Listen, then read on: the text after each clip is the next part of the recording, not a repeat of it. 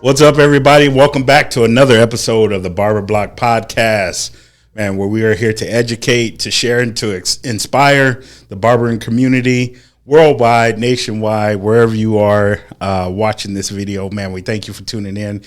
Be sure to like, subscribe, and hit that notification bell so you can get notified of more episodes.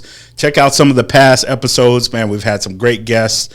We're in like season 4, and I think I don't even know what episode this is now. I've lost track. It's been so good.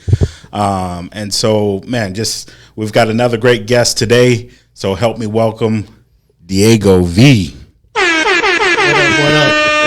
Thank you for having me, bro. Yes, sir, man. Thank you for stopping by. I appreciate you. Hey, congratulations on all your success. Like I said earlier, I've been hooked ever since the first episode. Nice. So you're well. Definitely one of our first followers and watching all the episodes. So we certainly appreciate that, and just grateful. Hey, man, we appreciate you representing Arizona and our industry. Yeah. In a high quality way. So. Yes, sir. Absolutely. Yeah, we've got more to come. We've got a lot of things planned, and so we definitely look forward to the future and working with everyone that we've had on the episode. So stay tuned for more. Let's go. All right, let's jump right into it. So, Diego, talk to me. Tell me what's going on in Diego's world in 2023. Where are you at right now? The most blessed I've been because I just had my daughter. Yeah. My wife and I had our beautiful daughter, Sedona. Daddy loves you.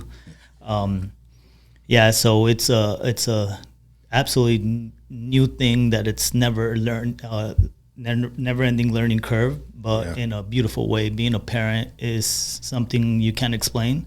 Yeah. But it's a beautiful thing, and that's my main focus right now. Yeah. Obviously, being a parent, everything else takes secondary, but not losing focus on what my wife and I have tried to build for years. Yeah. But absolutely, our daughter is the best priority thing that has happened up to this point in 2023. Nice. It'll be hard to top that unless we have another one. Well, congratulations on the newborn. Appreciate you.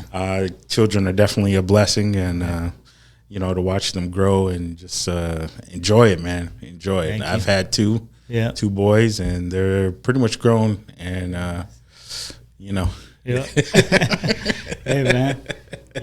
They say that it's a lifetime of work. It never ends, right? Oh, it doesn't. My parents still parent me, so that's the way it goes. I'm 46, going on 46, right? And and then what I've learned is definitely just let your parents be parents, right? Because they're going to do it anyway. Right. My dad comes to the house and he finds something to fix. He's like, "Oh, your internet's down. Let me go and wire it up." Okay, whatever. Let me turn your water heater up, and your water's not hot enough. Okay, so I don't like my water caught that anyway. Yeah. So parents are going to parent, and so as you get older, as the child, you just let them parent, and so hopefully your kids do the same thing. Just let you continue to be parent. The philosophy is just try not to mess them up too bad. Right. That's what I keep hearing, because we're still, as parents, there's no manual to them, so you're just gonna mess up. Just try not to mess up too bad. You're always learning. Right. Well, let's jump into your barber career. Yes, you've got, tell them the name of your studio. Borrosos Barber Studio. Yeah. I have a Borrosos Barber Studio. I'm the owner of one-on-one barber studio in Tempe, Arizona. I opened that during the pandemic in 2020, mostly because, I'm a workaholic, and I love what I do. Yeah. Like, genuinely, I love the whole camaraderie of cutting hair, the whole experience from beginning to end. And when I was cooped up in the house for, I think it was 2-3 weeks mandatory here in Arizona, I was going crazy. I was like, I got to do something. It was like the end of the world, huh? Oh, wow. And we had people who were cooped up for 2 or 3 years, It seemed like, we were blessed in a sense, right? Yeah. Actually, in those times, I took some online courses that they were giving out for free or in a discount. So I got, my wife and I were just talking about that the other day. I said, hey, do you remember you got, that certificate doing this and doing that? Yeah. I'm like, that's right, I forgot. But I got it. For me, knowledge is power. So I love to read. I like every day I try to get better in something, right? Yeah. It's lifestyle. It's not even trying anymore. It's just part of it, right? Yeah. But anyway, so yeah, I opened up Borrosos Barber Studio in 2020. It's our third year there. We've been blessed with amazing Patreons and friends and family have came through. Yeah. And it's a really unique space. It reminds me of something like what you got going on right here. My clients and people I have gone there tell me like, I've never seen something like this in the barber world, and I'm proud of it. We're ready to scale, but it's been amazing ride, and it's only the beginning for us for sure. Yeah. So what is your process like? So, in the barber world, there's so many different avenues you can take. From being behind the chair to cutting to starting a product line to memberships to So what sort of thing do you do that's maybe a little bit different than anybody else? For me, the focus is on the Patreon, right? The experience of the shop. I think that from the moment that someone walks into your establishment to the time they leave, it's a whole experience, right? Yeah. The haircut is just the fee to entrance. I think that's something that we need to learn in the industry, that we signed up to cut hair, but cutting hair is not enough. That's just and you got to get good at it, obviously, and it's a never-ending journey. But the experience for me, I'm very mindful of how it smells, how it looks, the sounds. Everything is there for a purpose. Yeah. For me, wires, so on and so forth. I'm very mindful of that. Yeah. And in the end, I like I said, I read a lot. So I've read a lot of like psychology books and things of that nature, and picked minds that they do this for a living. And it's like going into a high fashion luxury brand store that you can tell you don't know consciously, but subconsciously, the smell and the sounds, the music all plays a role of what decisions you make if you're going to purchase or not purchase something, right? Or how do you feel when you leave? Yeah. Will you tell someone like, hey, that place is crazy? Yeah. Or, it's whack. Either or. But for me, that's my niche. My niche is trying to elevate the experience of the barbershop. That's where I'm sitting at right now. Yeah. So is there any particular elements, is there a particular smell you like to have, or is that a secret, or is that something you can share? Nothing is secret, by the way, anymore. I mean, we have Google and now AIs. I mean, if you really want to know it, go to Google and you'll find out everything, right? Yeah. But anyways, it all depends. It's like anything else in business, or it's all trial and failure. You try to figure out what people react to or not react, right? Subconscious. I mean, actually asking them or not asking them, seeing their reactions.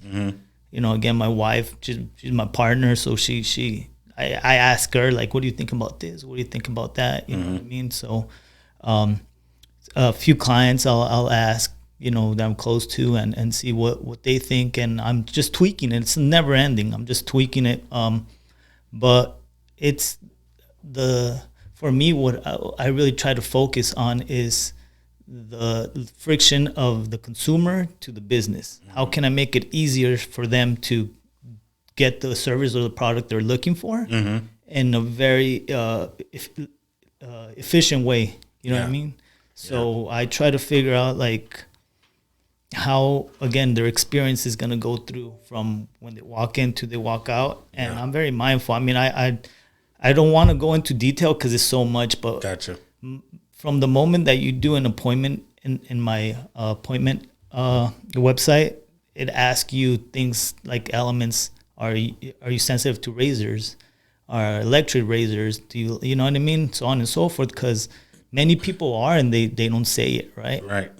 And then I'll ask like, what type of music you want to listen to, and so on and so forth, right? So the experience matters. Hot towels, some people love that. Electric massages, right? Some people don't. So hair washing, all that comes to mind when I think about the business, because some people love a hot towel. Other people get anxiety being under a hot towel. Yeah. You know what I mean? Yeah. So being mindful of that changes the actual experience for the individual, which that's really what matters, the person in the chair. Yeah. You know what I mean? Yeah. So your experience starts at the time they get on that app and start making a booking with you. Exactly. Then they know, like, okay, wow, this is different. Exactly. Because a lot of people don't ask those questions, and really tailored towards the client. So you go by appointments. Do you normally have just one person in the shop at a time, or would you have? As of right now, I'm the only one. I'm the one behind the chair. Yeah. And there's a reason for it, right? Even though it's taken 3 years, I've done enough startups, small businesses, that I understood that first step of scaling is super important, because from my experience, what has ended up happening is that you start a small business and you try to scale it. Mm-hmm. But the thing is that by the time that you really look back and it's scaled, mm-hmm. you would have done a lot of things differently. Not that that's not going to be the case here, mm-hmm. but I'm very mindful. It's like now, like I said, I've been testing out smells. I've been testing out, application. I've been testing out different tools and sounds and whatnot. So by the time that I scale it, that I have, a team around me, there's a cornerstone to this process, and this is how we roll, right? And that's what I want to do. It's almost like, for example, not that I've ever been, but I've heard like Super Clips and all that, that they have, or better yet, like In-N-Out. Mm-hmm. Every In-N-Out that you go to, it's going to be exactly the same, whether it's here in California, whichever, you're going to have more or less the same experience. Yeah, and that's exactly what I'm going towards. I want myself and everybody in the team, and hopefully when I have multiple locations, to be the exact same experience, more or less. It's not going to be exactly, but you know what to expect. Right. There's a process in place that like, okay, I'm going to go A, B, C, D. Right. It might be a little bit different based on personality and the actual person, but the process is still the same. The foundation is the same. So that's awesome. So that's really taking your business to another level and really making it very professional, right? And being mindful for the client. And so, at what point do you think you're going to be ready to go to the next level and start adding the team? Now. Yeah. I'm ready. You're ready. I'm making moves, trying to look for the right people, because as you know, as a small business owner, the hardest thing is finding the right people. Yeah. It's part of the process, and it's not to say that that person was less of that. It just sometimes you match and sometimes you don't, just like a relationship of any other sort, right? Mm-hmm. So I'm about 95% done with the whole visual of the studio, because I'm gonna, when I scale it, it's gonna be the exact same way, just in a bigger scale, bigger space, yeah. And then trying to recruit or find the right people, for the most part. But all that comes with being able to have people to ask these questions that either they already went through it, mm-hmm. or that they are going through it, right? Mm-hmm. And that has been a very big help, reaching out to other barbers or barbershop owners. Mm-hmm. But I'm ready. Like this year will happen for sure. Yeah. So as far as the team, you're looking for people, well, definitely similar frame of mindset. Yes, sir. They want to provide a different experience for the customer or for the client. Right. Do you think that's going to be a new barber, or do you think it's going to be someone who is seasoned? That's a really good question, right? Since, new barbers are, I love they're very ambition. They're so new to it that they're hungry. They want it, right? Yeah. And it's easier to coach most new barbers, right? What's the saying? You can't teach old tricks or new tricks to old dogs, right? Right. But in barbering, if you really are in it for the real reason, that the love of the game or the love of the craft, you'll adapt real quick, But either or, I mean, the old, new.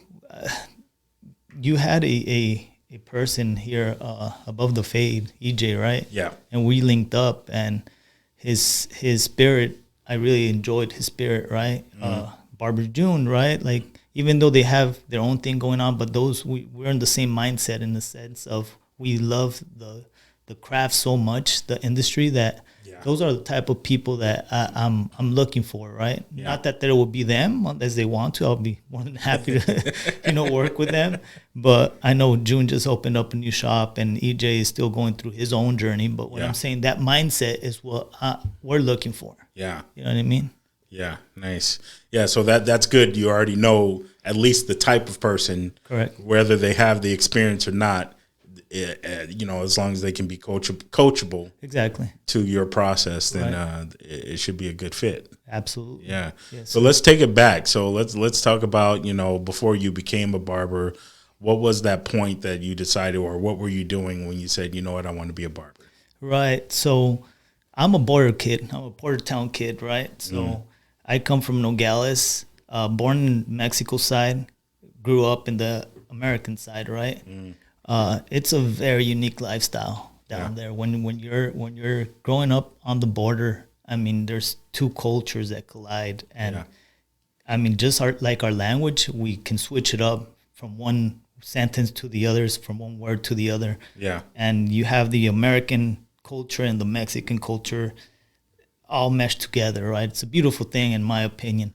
So down there, my grandfather took me to my first barbershop when I was a kid. And in Mexico, back then you just crossed the border, U.S. citizen, come in and out, right? My grandfather had a business close to the border, so we as kids even went walking by ourselves. We're talking about 8, 9 year old. Yeah. That was normal back then, right? You just cross, get your haircut, get whatever, and then come back. But that was the first taste, the first memory that I have of a barbershop. And right away I got hooked with the sounds, the smells of a barbershop, the camaraderie of the Patreons and the barbers, and especially in Mexico. Mexico is like, a big city like New York, right? It's a hustle and bustle. It's a lot of movement, honking and whatnot. So it was, and then you cross the border to American side, it's all quiet and organized and chill, right? So, but I went over there, and that was the first taste I had of a barbershop, and I got hooked. And I was with that same barber all the way up through high school until I came to Phoenix. And so I've always been inclined to be artistic, right? Very easily. I've been blessed to be a little bit inclined in the art world. So when it came to cutting hair, I saw it as a art form, right? I didn't have any structure for the longest time. I was just doing like eyeballing it, and I was good at it. All right. And I didn't have the proper tools. Yeah. It wasn't until I bartered for a professional barber clipper that I really got the sense of, oh wow, like tools make a difference. Yeah. Absolutely, right? Yeah. And so from there, I had been cutting hair on and off. When I moved up to Phoenix with my roommates, I cut their hair, messed them up. That's how you learn, right? Cut my own hair. And I was working a 9 to 5, and I was really, really down on myself because me being a natural entrepreneur spirit, at least, and then being artistically inclined or creative-minded person, it was hard to be behind a desk 9 to 5 for a paycheck. It just didn't sit well with me. And my then girlfriend, now wife, she's the one who pushed me to do something with it. She's like, I've always used the excuse. Now I can say it's an excuse. Back then I thought it was a reason that I didn't want to do something that I enjoyed because I was afraid of making it a business, right? Because I was so in love with art and everything that I did for a passion. Yeah. My excuse was, well, what if I don't like it because I make it a business? Make it a business, yeah. Right? And it's all BS now that I see it in hindsight, right? The reason we think that is because we're afraid of judgment, which we understand. I understand in the sense that that's the way we were brought up. You are afraid of judgment, but when you lose that, everything is gravy. It doesn't matter if you win or lose or whatever, right? You fall on your face. So yeah, she's the one who supported me and said, yo, you should do something with it. And at the time I didn't know what, and it's like, well, you're already cutting hair, why don't you just, so I started going to barber school. Yeah. I started going to barber school. And which barber school did you go to? It's closed down now. It was called Elite. It was off of in Gilbert, right? Yeah. So I went to barber school, and at the time I went from everything to nothing, right? So I was working 9 to 5, making a good paycheck, and I was done. I remember I quit. I put in my 2 weeks from one day to the other, right? I'm done.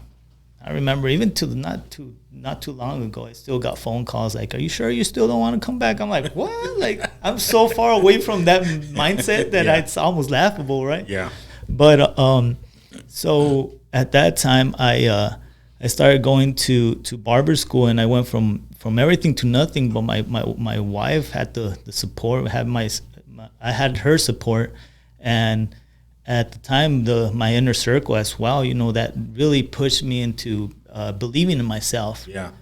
And barber schools, I don't know how much it's still the same, but it was hard because you have this idea as a newcomer, right? And you're so excited, and then you go into barber school, and there's rough days. Yeah. There's days that you don't have much to do. Yeah. And me being an entrepreneur and just hungry, I printed out my own business cards back then, right? And started handing it out. There was a local Walmart right there, and started handing them out and trying to gain people to come to our establishment because I just wanted to stay busy. Yeah. And I still had a lifestyle with my significant other that I promised her, which I never told her out loud, but in my head I promised her that I wasn't ever gonna, not give her that. So I was like, money is going out and nothing's coming in, but I have to stay focused right here, right? Because if I go get a job or what now, I'm not gonna do this, right? You know how easy that goes. Yeah. And I was really, really close to giving up until this one day that changed everything. That's when I really understood what I was getting myself into. There was a gentleman that walked into the barber college, and you can see that he was down on his luck and he needed a haircut. So he asked, "Yo, I need a haircut." So, it was a slow day. It was 2 or 3 students of us there, and we stood up and said, I'll take you, right? And he says, "I just don't have any money." So naturally we're like, forget this, right? Yeah. So I'm like, "Yo, I'll cut your hair. I'll pay for your haircut, but it's gonna take me a while because I really wanted to get the professor and be like, yo, take my time step by step, really one-on-one." Yeah. He's like, "I ain't got nowhere to be, man. I just need a haircut." So started cutting his hair. Naturally, the dialogue between the Patreon and the barber started. Yeah. Just like this. "What do you do?" Blah blah blah. Turns out that he started telling me a story. He served the country, came back, and his family, his wife and kids have moved on with someone else. Wow. He was like, so that impacted him a lot, and he went down a spiral of bad decisions, and now he was where he was, and he's like, "I just want to get a job, but everywhere I go to at least ask for an application, they'll kick me out before I can even ask for the application. So I just want a haircut," he says. Yeah. I was exactly like you. I'm like, oh, wow. So here I am cutting his hair, and that was that. I gave him extra bucks, go get something to eat, whatever. He left. A few weeks later, he comes back. He's like, "Yo, Diego." I'm like, "Yo, what's up?" He's like, "I got your $5. I'm like, "My $5?" I said, "You're good, man." He says, you see that Burger King across the street?" I'm like, "Yeah." He's like, "Right after the haircut, I went to ask for an application. I got the job." Oh, wow. "This is my first paycheck. I want to pay you back right there." And then I said, "Oh, wow, I want to do this." The impact. of cutting hair, because now I know it's not just cutting hair. Right. That's why I'm so inclined to the whole experience. Right. Right now I'm thinking like, you can change. We know this, being in the industry. You hear this all the time. Like, I get so much confidence. I got the girl of my dreams. I got the job. I got the car, whatever, because of the haircut. But it's really the whole experience, right? Yeah. So that's how I became a barber, pretty much. After that, I said, I'm gonna go deep into this and just figure this whole thing out. And it's been a long journey. It still is a journey. I'm still in the middle of it, the process. But that was the beginning of it, the love for it. Yeah. So coming out of barber school, what was your next step after you finished? You passed the test, got your license. Right. Did you go into a shop? Did you go solo, or what was your next step? My mentality was this: getting into reps, I wanted to learn about every different texture of hair, the different cultures, customer service between different ethnicities, sides of the city, so on and so forth. So I made a game plan of being in different shops, from Hispanic, all Spanish speaking salons to so on and so forth, right?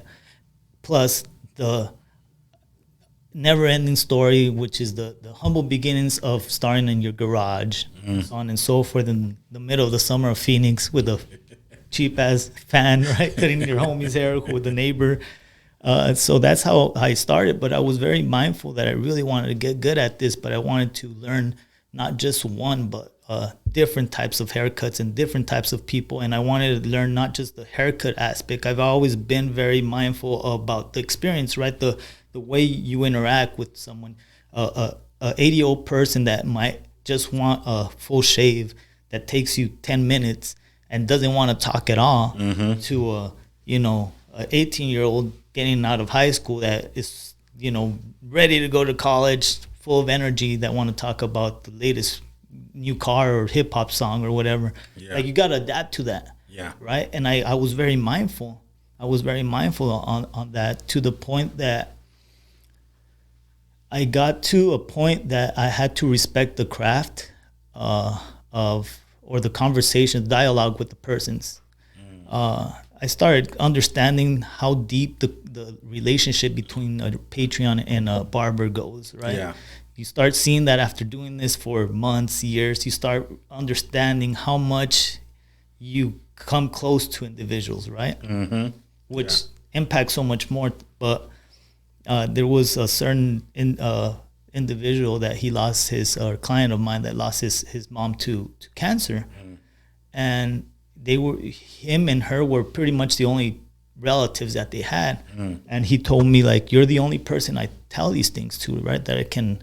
So that and a few other things made me understand that I have to take this conversation a little bit more serious, because it's very intimate, right? If they give me the respect or the trust for telling me this information, I need to respect it back. And it's super hard because it's not one person. I mean, a barber sees a bunch of people, and it's not always, deep or heavy or sad stories, but good or bad, if someone had a baby and they come back next month or the next week or whatever, and you don't ask how your baby is, or you don't remember the name of the baby and so on and so forth, like, that means you really didn't, you were there, but you really didn't hear it, right? So I started reading books of how to memorize people's names and things, because I said, at the minimal, I have to remember their names, right? Because a lot of times it's like, what's up, bro? Which is not bad, right? But what I'm saying is that when someone addresses you by your name, and really they know that you know them, it changes. I mean, any consumer, we feel that in a restaurant, if you go to a restaurant to wherever, right? So I took some courses and read some books on how to memorize things, and now, I'll just say one trick that I learned. For example, you find a feature on someone, right? A very unique feature that you grabs your attention, and you memorize them by that with the name on top of it. And it's really, really rare for me to forget a name now. Not only that, but now I know their story. I mean, I have clients that have moved out of state, come back a year later, and I'll pick up quick, hey, so how's your mom and your dad vacation or retirement? It's like, oh, you remember that? I'm like, yeah, of course. I often get told you have a really good memory. But that wasn't natural. I had to work on that. But it comes back to respecting the craft again, right? Yeah, that's great, because some people do that naturally. They can remember things naturally, and it's not hard. But that you actually made the effort to take the time to learn a skill, to learn a method to, this was important to you, to do that, to again, like you said, create the experience for your client, and that they're going to come back just because of that one thing, and even if they don't come back, what winner mindsets do it. They put in the effort regardless of the championship, right? You just do it because you respect, you have integrity to the game, right? Yeah. You just do it, and hopefully they come back. Hopefully you can win the game, but you put in the time. Kobe Bryant is gonna went to the gym, regardless. You have to put in the time and respect the game. You know what I mean? Yeah. Yeah, definitely planting the seeds and letting it grow. Yes, sir. Yeah, and yes, sir. Watching the harvest come. Yes, sir. This episode is brought to you by Leonetti's Barber Supply. We've been in the barber supply business since 1968, helping barbers deliver their best haircuts. We're located at 1633 East McDowell Road, Phoenix, Arizona, 85006. We've got everything you need. We've got your clippers, we've got your trimmers, we've got your disinfectants, everything you need to help you deliver your best haircut. Now let's get back to this episode. That's the name of the game for sure. Yeah. So now that after you made it very, what I like about your story is you're very intentional about everything that you've done. Like, right. Okay, I've got this game plan. I'm going to try out all these different shops so I can learn these different cultures, different hair textures, and then put it together and formulate your own thing, which right. is now going on. So what were some of the challenges that you faced, in doing all of that, and how did you overcome them? I mean, first and foremost, the actual practice, right?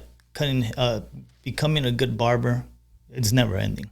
It's never ending. It's I often compare barbering or cutting hair to golf. People at golf will understand this. One day you think you have mastered your driver, your irons, your putting. There's 3 phases in golf. And the next day you can come back and it seems like you've never ever tried this before. And in barbering, it's the same way. Like us as barbers, we have these moments that seems magical. Like everything is like this flowing. The hitters are perfect. Everything is flowing.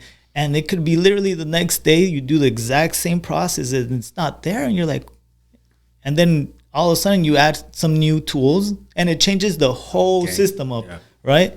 So, and then obviously there's always new styles coming out and so on and so forth, new methods, which is the beauty of it too, right? Because it keeps you on your toes. But that was the number one thing. It still is, by the way. It never stops. Once it stops, I believe that's when you stopped growing. But it should never stop, right? You should always be feeling this type of way, more or less. Yeah.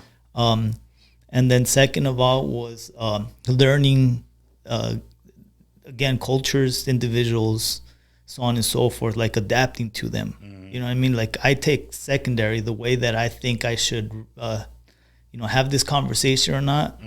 I'm just I orchestrate, I navigate the conversation. Yeah. But it's not about me. You know what I mean? The client. Right. And it becomes naturally you when you master it, when you start learning it, like, okay, because now you start understanding different conversation, different topics. For me, I like to learn. So if I don't know about the car, I'll go read about that car. Next time that conversation comes up, I can actually chime in, right? But I understand that it's about letting the Patreon speak on whatever they want to speak about, right? And you just navigate those waters. But that was it has been hard. Now it's not that hard. As I said, I studied really hard, but it was hard to figure out different cultures and different ages and so on and so forth. But in the end, it's all worth it. Yeah. So tell me about what was it like when you decided to go solo? You were done with the shops and you're like, okay, it's time for me to move on and do my own thing. What was that process like? Well, like I said, it was a blessing in disguise because it was through the pandemic, right? And I was ready to move on and try something new. That has always been the goal. And the last stop I had was a little bit difficult because it was the hardest one, by the way, because it was the cultures were so separated, right? We were not eye to eye per se, but it wasn't because of any bad blood or anything. It's just that's the way it was, and that's why I was so up and I want to actually be able to say I did it right. My wife was like, everybody that I was close to me is like, dude, you got to move on. But I don't feel like I've actually put in the time to try to capture it, right? So anyways, the pandemic hit and it almost made me have to do this, right? Yeah. And I was cutting one of my clients, and I told that person, I said, yeah, I'm ready to move on and do something by myself. And at the time, I wanted a studio because it was still like the whole regulations of the pandemic, right? Yeah. I knew I couldn't open up something big. It was the last thing you should have been doing. It was sacrilegious at the time, right? But at the same time, opening up a studio without walk-ins was something so fresh at the time, right? Now it's the norm. But having appointments back then was like, people did not know the value of their time back then. I mean, you would walk into the shop and you might be there for 3 hours waiting for your barber, right? Which is the beauty too of the barber shop, right? Because in those 3 hours you might be just laughing and BSing or whatever, right? But people through the pandemic found out, oh, I can just walk in, get my service done, and walk out. You know, so coming back to the story, so I went to see this one studio where I'm at, and I walked in, and I believe it was a tanning salon, and in the whole gear of the tanning salon was still there, so it was just, you know, really rough shape. But I'm the type of person that I'm a visual, and I feel it. As soon as I walked in there, I said, I'll take it. Called my wife and say, hey, this is what I got in mind, and she said, do it. And you know, from there we didn't look back. We started designing everything, and from the floor up, we took ideas from places we have visited when we have vacationed, and started going from there. And I'll invite you so you can come see it, because I don't know how to explain it. But when people walk in there, they're like, damn, like I've never seen anything like this. It's just different. It's just different, and it's been a blessing. But like I said, it's only the beginning. Yeah. So once you scale, and you know, you're talking about potentially multiple locations. Right. Do you see anything further than that, or where are you going? Oh, damn, what a deep question. You know, I'm an entrepreneur, and I have multiple small businesses. Okay. So at the end, it's never ending. Right. I stay focused in the moment. I stay focused in the entity right now, whatever that is. And then hopefully it could be automated in the back, like it's doing its own thing without me having to be there the day to day. Right. As you know. and then I move on to something else. It's never ending, right? It's never ending. My friends and my wife, I'll have my wife especially is like, why don't you take the time and celebrate your successes, right? Like your accolades, your recognitions, and just like I take an L, I take a W. I don't care. I don't care. Like I love the journey. I love I love the process. I love the challenge. But as soon as I feel like I put my best foot forward, I can move on. Does it feel good to host up the trophy? Yeah, it does. It does. But maybe for the moment, time to move on to the next thing, right? Actually, I'd rather lose. You know why? Because now I know I can get better at. You know, I can come back and say, all right, what could I have done better? And try it again. You know what I mean? And try it again until I feel like, okay, I tried enough, and I succeeded or I didn't, right? But at least I have something. It's like the Michael Jordan stories when he made up things that someone told him. And now the stories came out, no one said anything to him, but he made that up he could have that edge, that competitive edge in his head, right? But yeah, so that's where I mean, there's so much. I don't even want to get into it, because you need another 2 hours.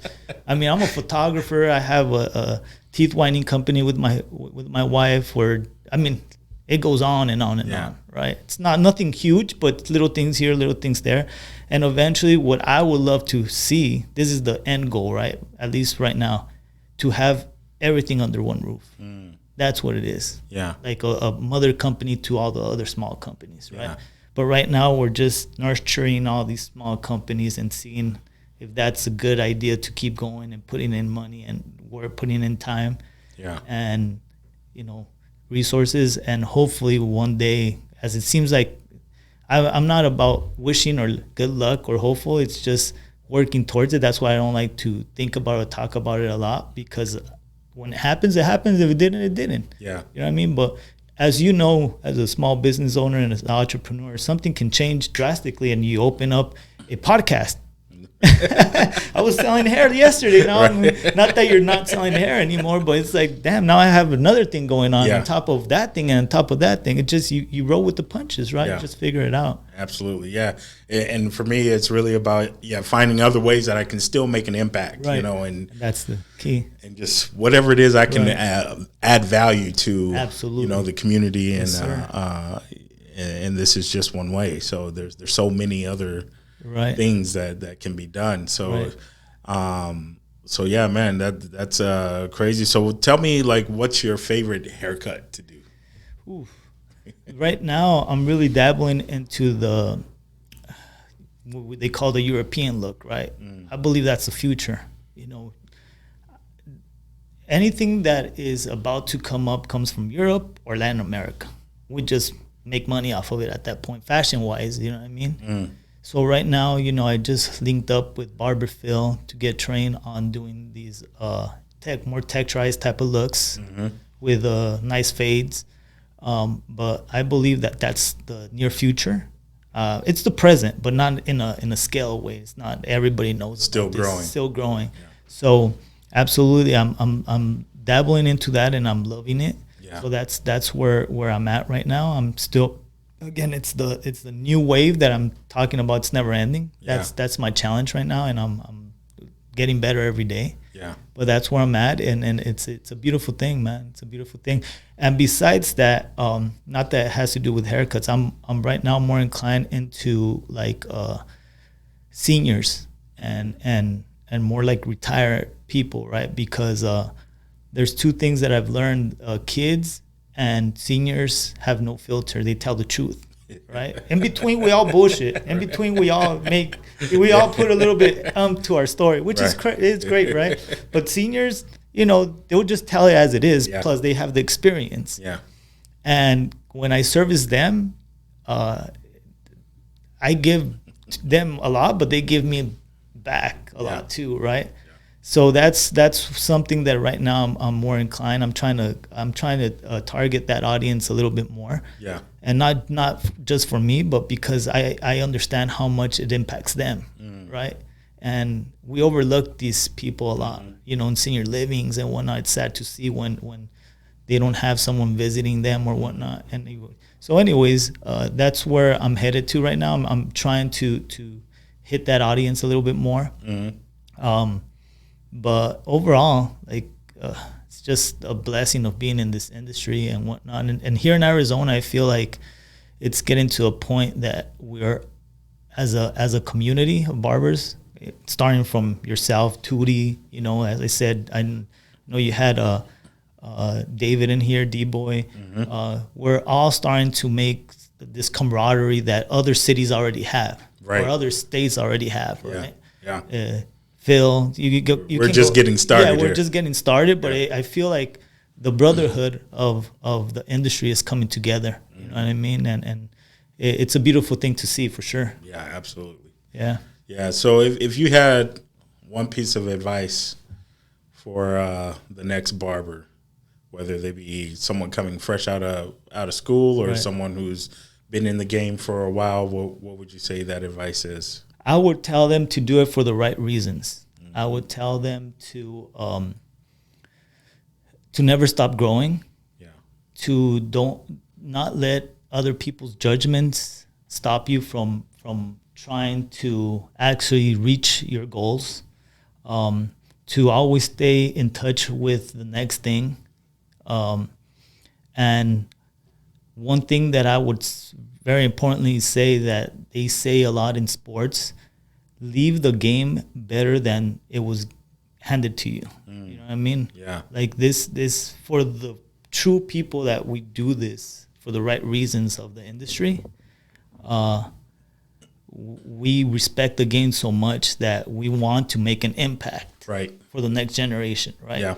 So make sure to have that mindset, that winner mindset, and don't do it for the cloud or for the money or whatever that comes with you doing it.